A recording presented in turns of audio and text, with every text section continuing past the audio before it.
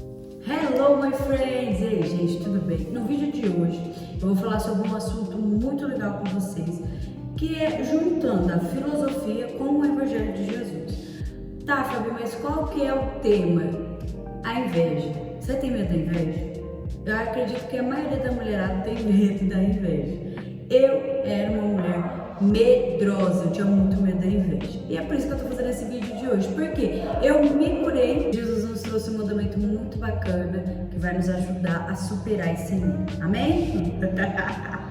Sócrates, ele defendia a ideia de diálogo, que o poder do diálogo é tão grande que através das perguntas certas, do falar correto, você desperta o outro na sabedoria e você também entra nesse despertar de sabedoria. Para Sócrates, o autoconhecimento é fundamental para a gente poder viver melhor aqui na Terra, para a gente poder interpretar a realidade da vida de uma forma melhor, mais leve, né? Então Sócrates, ele defendia muito o autoconhecimento. A ética e a virtude é muito mais poderosa do que bens materiais, do que uma pessoa que tem um poder de status muito grande. Porque esse poder de ética e da virtude, ele te leva a caminhos importantes. Esses caminhos te levarão a patamares e conquistas não só financeiro, mas espiritual, psicológico, emocional, no convívio que um dinheiro não conseguia comprar.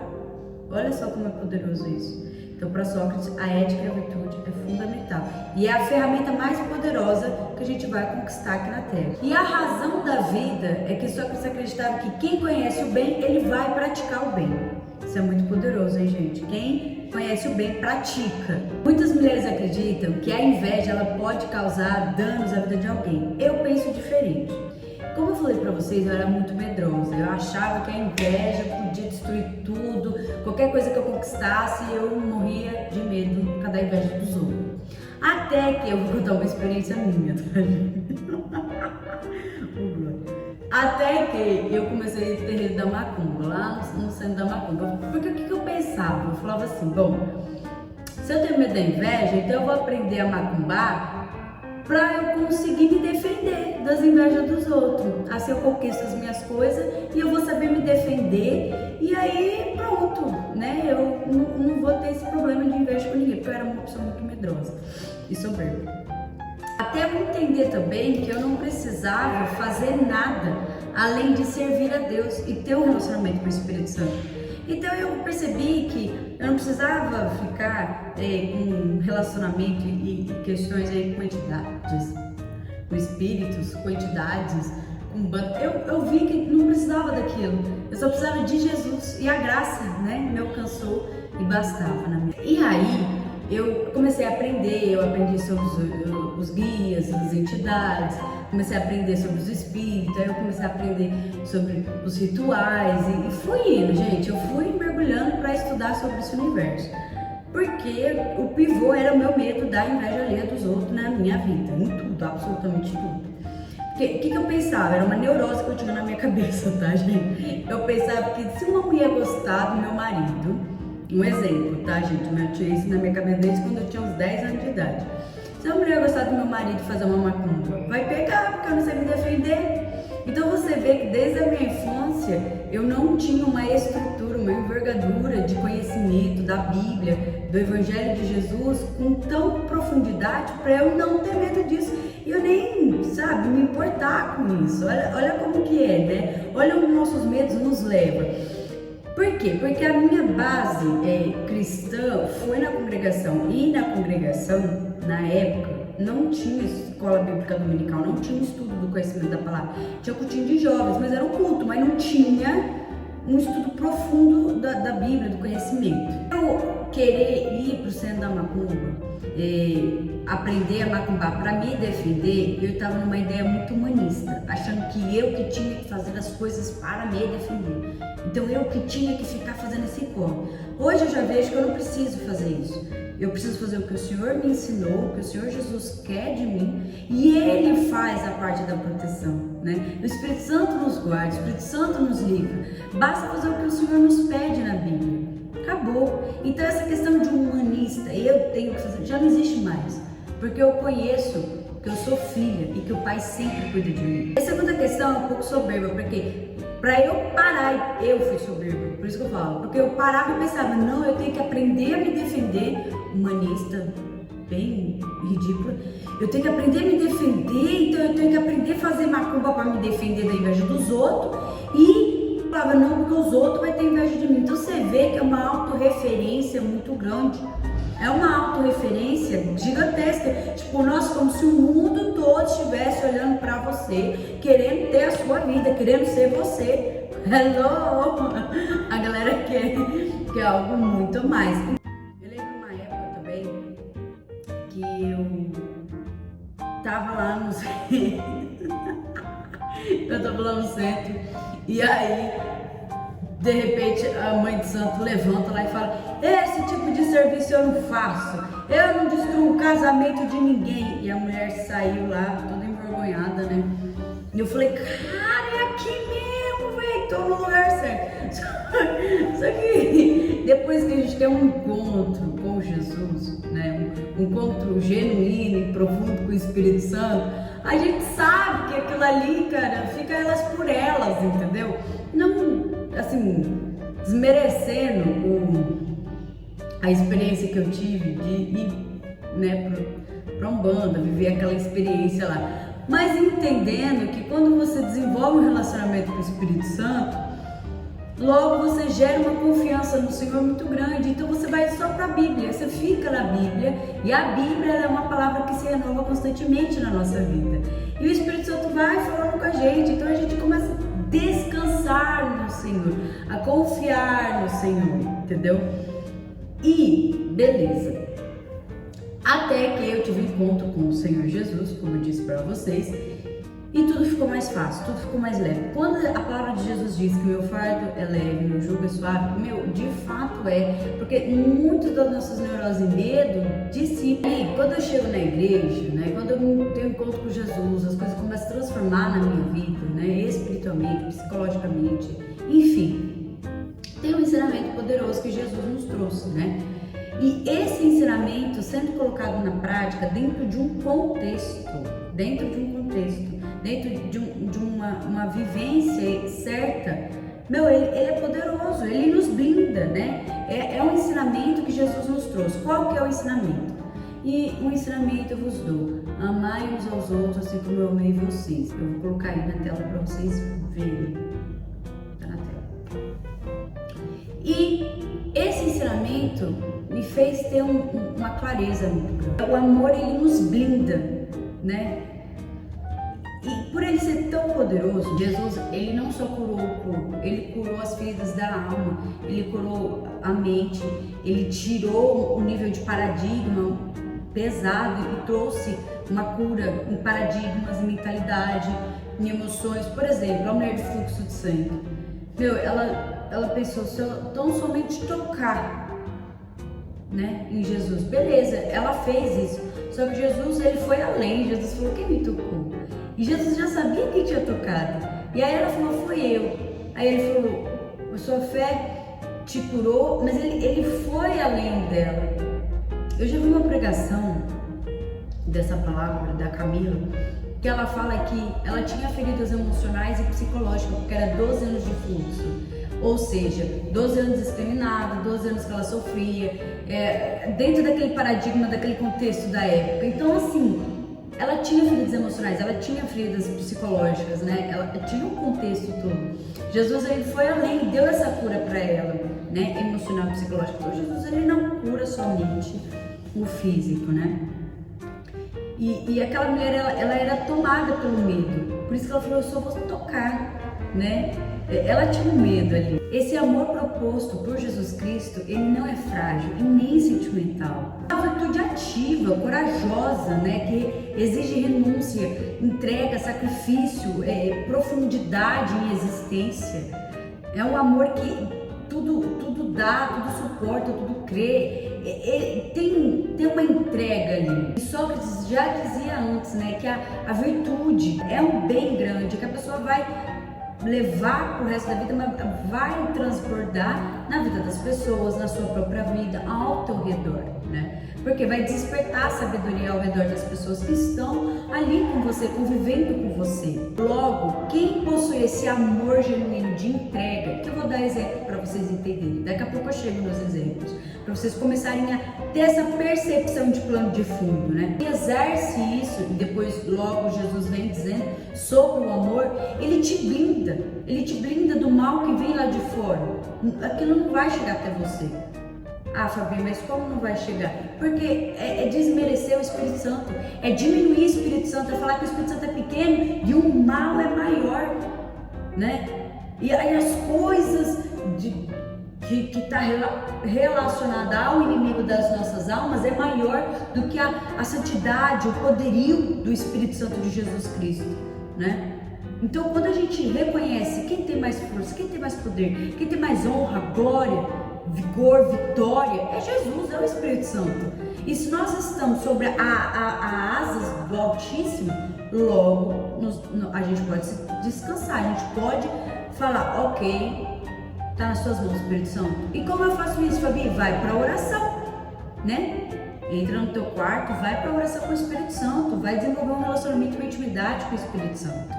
Quando a gente olha para o Evangelho e a gente olha para o que Sócrates já nos dizia, a gente vê uma verdade profunda. A gente entende que o mal, ele só entra na nossa vida se a gente der brecha, se a gente der espaço dentro da gente, espaço dentro do nosso coração.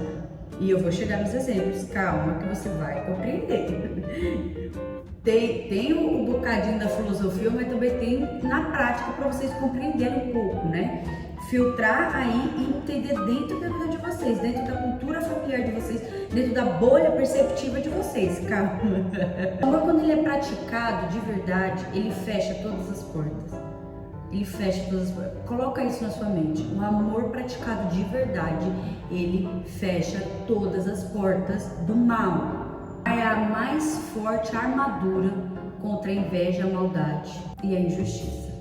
É a mais forte de todas.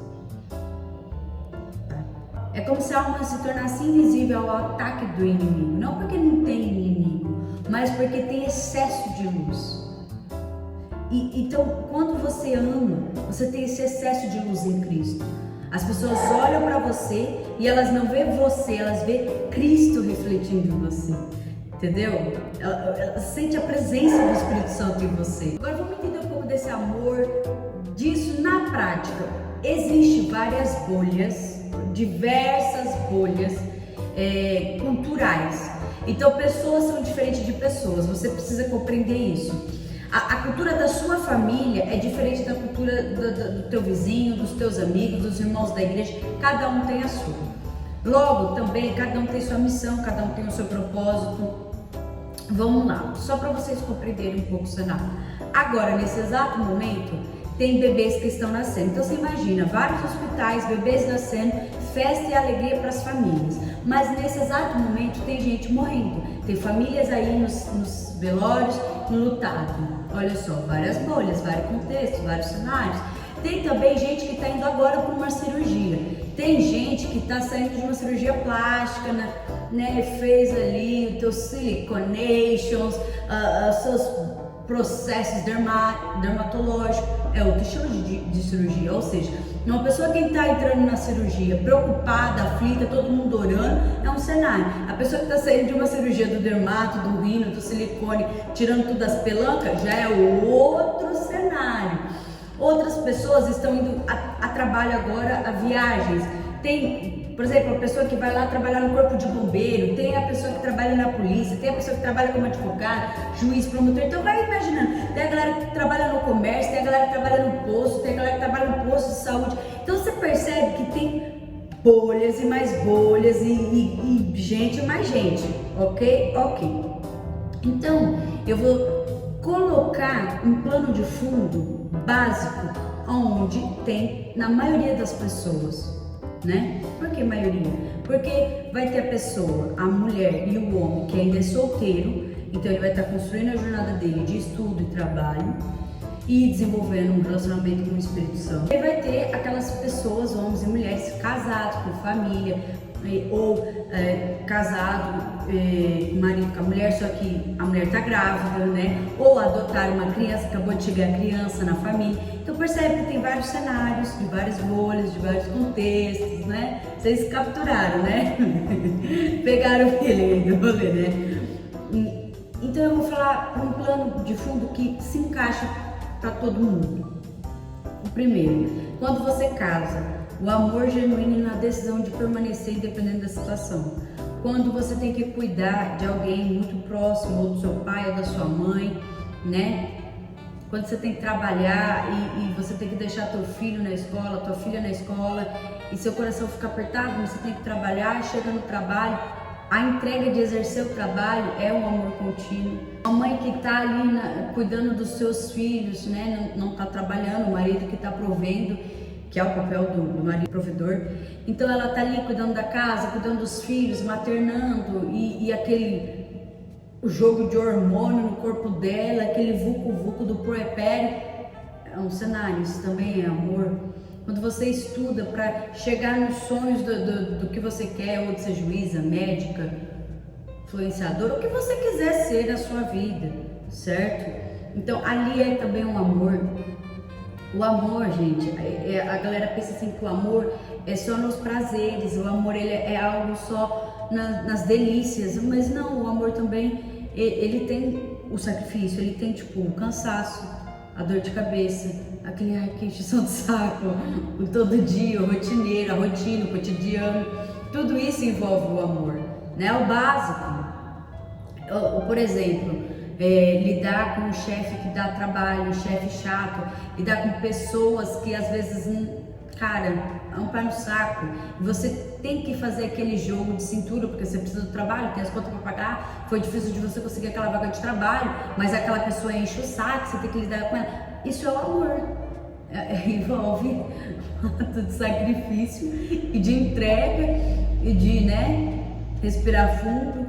Só que além disso tudo, que te envolve a abraçar a vida e viver, é quando você, antes de começar seu dia, ou ao encerrar seu dia, ou no meio do seu dia, você ora, né? Você coloca orações. Então, por exemplo, você está lá, seu patrão dá trabalho, você começa a orar pelo teu patrão, você começa a entrar num jejum para o Senhor trabalhar na vida do teu patrão, para ele poder prosperar, crescer, para ele mudar de cargo, ir para um cargo melhor. Fala, Senhor, põe as tuas mãos, Pai, ou me ensina através disso, desse cenário que eu estou vivendo, a melhorar, me santificar, né? A mãe que está muito cansada, ora, está muito cansada, ora, fala, Espírito Santo, derrama as tuas forças, é que eu estou tão cansada, mas dá a tua graça, entendeu? Então, nesses picos de sentimentos assim que cutuca nós seres humanos, a gente ora, fecha o olho e fala, Senhor, tem misericórdia, e fala com o Espírito Santo. Então, isso é o amor, isso é o transbordar, porque independente do cenário que você esteja, você está orando, clamando, né? Jejuando, orando na madrugada. Então, perceba, o amor ele está dentro dos nossos desafios, o amor ele está dentro dos nossos problemas. Olha, a pessoa que mora lá na capital de São Paulo, uma vida corrida, ou pega o trem, pega o ônibus, aquele vucu-vucu, ou uma pessoa que mora em São Paulo na vida corrida, mas é extremamente rico. Da pessoa que mora no campo, mora na fazenda, mora no sítio, ou o dono da fazenda, o fazendeiro, ou a pessoa que trabalha como peão ali, todo mundo tem problema. Muda o cenário, muda o paradigma, mas todo mundo vai ter algum problema, né? Mas os problemas, né, a circunstância que nos envolve, ela nos chama a amar, ela nos convida a entregar o nosso melhor. Então a gente não foge da dor, a gente não foge dos problemas, a gente mergulha neles. Então a gente percebendo que, pera lá, eu percebi isso, e aí eu tô compartilhando com vocês o que eu percebi. Quando eu percebi que o cotidiano, o ordinário, é o cenário onde eu vou amar, né? cuidar da casa, trabalhar, cuidar do filho, do marido, pôr pra lavar a louça, faz isso, faz aquilo, vai pro trabalho e volta, e estuda e faz. Quando eu percebi isso, e isso já me consome, isso já faz eu me entregar, chega no final da noite, eu tô cansada, quero dormir. Meu, tudo isso, você começou seu dia, finalizou seu dia, você se entregou, você fez o que precisava fazer, você entregou, cuidou dos filhos, cuidou da casa, cuidou do marido, trabalhou, estudou, entregou. Isso é o amor.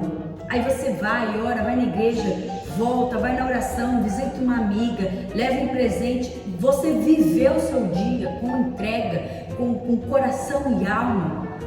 Meu Deus do céu, entenda isso. Se você fez tudo isso com amor, com entrega, com oração, com clamor, Jesus, ó, estamos juntos, vem comigo. Você já está sendo blindada. Esse amor já te envolve um dom de proteção, que as invejas alheias do povo ao teu respeito, olhando para você, te observando, não vai te atingir, não vai te pegar, entendeu? Pelo contrário, você vai refletir a glória de Cristo. Ah, na minha vida cotidiana, sim. Na minha vida corriqueira, sim. Mas não é na vida dos famosos, das influenciadoras? Não. Não é. Tem galera que pensa assim que a vida só é boa, a vida só é importante pra galera que é extremamente famosa, ganha milhões, e não é. Não é isso. Não é. Então, na sua vida, você fez tudo isso com amor, com entrega, o seu dia, as pessoas te olhando, mas você fez o que precisava ser feito com amor, entrega e oração, você está sendo blindada. Você já pagou ali um preço, você carregou sua cruz do dia, né? A sua cruz que eu digo é o que Jesus fala, pega a tua cruz e anda e me acompanha. Então, os nossos problemas, você enfrentou os seus problemas diários, você resolveu as situações que você precisava resolver, não conseguiu resolver tudo num dia, deixou para o outro, mas você está ali empenhada.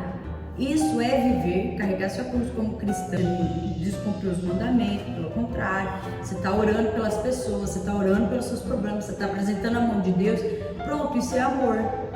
Né? Ou você tá achando que amor é aquele negócio que você sente quando você tem 15 anos de idade, paquerando o teu marido, paquerando a tua mulher, paquerando crush? Não, né, gente? Isso daí é uma apaixonite, um ciricutico de vovó, entendeu? O que é então amor? Amor é isso. Exerceu isso, vivenciou isso, né? Concretizou, eternizou, materializou na realidade. O Espírito Santo está te dando graça, bênção e está te protegendo, entendeu? Então o amor, ele nos blinda. E o Espírito Santo, você desenvolveu um relacionamento com o Espírito Santo, uma intimidade com o Espírito Santo, glória a Deus, abençoada, protegida, filha amada, é o que a Bíblia nos diz. Vocês entenderam? A galera pensa que existe uma mágica. Claro, por que a gente pensa que existe uma mágica? Porque a gente está inserida num contexto de muito marketing, muita informação, muita loucura. Então, quem que é o hypado? O hypado é o famoso, mas você é a hypada, porque você tem a sua vida, a sua família, você cuida de tudo, você cuida dos seus netos, você faz o seu trabalho, você cuida da sua casa. Isso é ser o hype, entendeu? Agora você quer um status, um exemplo, né? A pessoa quer um status de subcelebridade, para aí sim ela se validar, entendeu? Então veja, as pessoas têm uma percepção de diminuir o amor, diminuir o poder do Espírito Santo, e ela acha que a inveja do outro é maior, é ampla e vai estragar algo na sua vida que você conquistou com todo sacrifício. Percebe? Percebe o quanto a nossa cultura está sendo muito atacada por questões assim relativista e pesada lá de fora, que acaba nos fazendo perder o foco e o olhar certo para o que precisa ser visto da maneira certa, entendeu? Então hoje eu olho e falo, cara, a minha vida cotidiana, de tudo que eu faço, de tudo que eu entrego, tudo que eu oro, tem um amor. Então tem um relacionamento com o Espírito Santo, tem. Então glória a Deus, entendeu? Ah, mas Fabi, se acontecer um problema Mega Blaster ou Ultra Blaster, vai ser um testemunho vivo para você contar e edificar a fé do teu irmão. Porque o Espírito Santo vai te dar livramento, o Espírito Santo vai te dar vitória e você vai contar e glorificar o nome de Deus. Entendeu? Se chegou uma treta grande, é porque vai vir testemunho grande. Glória a Deus. Continua buscando o Senhor, pegando palavra, orando, confiando.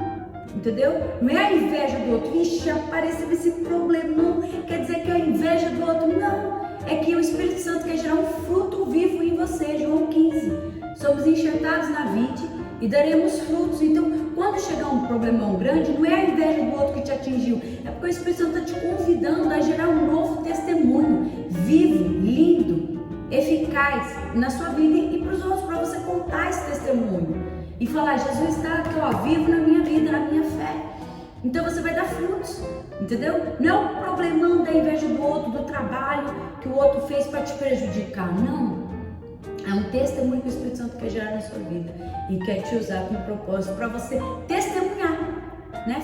Falar da experiência que você está tendo com o Espírito Santo na tua vida, com Jesus, com a sua fé em Cristo Jesus. Então, quando eu tive esse encontro com Jesus, eu percebi tudo isso e falei: uau, que lindo, que maravilhoso, que gostoso, como é bom servir a Deus. Vocês entenderam?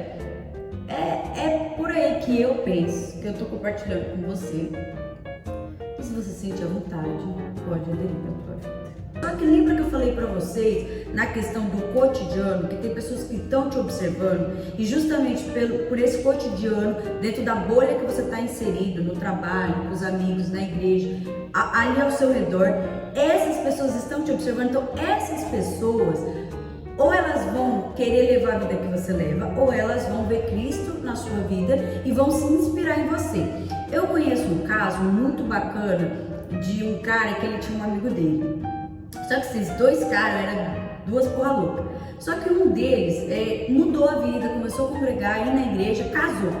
O amigo dele viu Cristo nele, porque ele começou a exercer uma vida cristã de fé. O amigo dele se inspirou nele, arrumou uma mulher, né, que trabalha, que se dedica na vida cotidiana e estão casados. Ele, né, abraçou, porque a mulher, no caso, tinha um filho, tem um filho, e então ele cuida do menino dela como pai, exercendo o papel de pai, igual o amigo dele, que também exerce o papel de pai, porque essa mulher que casou também tinha uma filha, então esse cara também faz o papel de pai, porque tá cuidando e tudo mais. Então você percebe que as pessoas ao nosso redor, ou elas veem Cristo em você, se inspiram em você, ou elas vão, né, entrar nesse olhar tendencioso de querer ter a sua vida. Então, na época eu era soberba, eu achava que todo mundo tinha uma inveja de mim, mas inveja do quê? Então, às vezes a gente tem que ter esse filtro, esse parâmetro. Inveja do quê? Ai, Fabi, sei lá, eu conquistei meu carro. Tá, mas você também pode ser luz e exemplo e inspiração para as pessoas se aproximar de Cristo e conquistar essa bênção. Olha só, 2 parâmetros. O primeiro, beleza, Fabi, eu conquistei meu carro, tenho medo da inveja. Então você pode contar o seu testemunho vivo para edificar a fé do outro e ele conseguir o carro dele, assim como Deus preparou para você. Ao invés de você ficar com ele inflado, se exibindo para raimar todo mundo com o teu carro e não contar o testemunho para liberar a bênção na vida do outro. Vocês perceberam o feeling do negócio? É por isso que eu falo para vocês que na época eu tinha uma mentalidade bem pequenininha. Um super beijo, muito obrigada. Dá um like, joinha, compartilha, se inscreva. Tamo junto, é nóis.